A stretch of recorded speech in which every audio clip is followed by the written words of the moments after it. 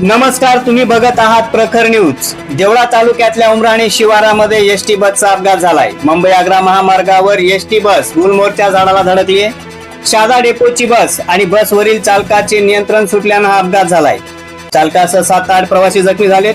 बसमध्ये 25 ते 30 प्रवासी प्रवास करत होते। स्थानिक नागरिकांनी तातडीनं मदत कार्य करत जखमींना ग्रामीण रुग्णालयात दाखल केले।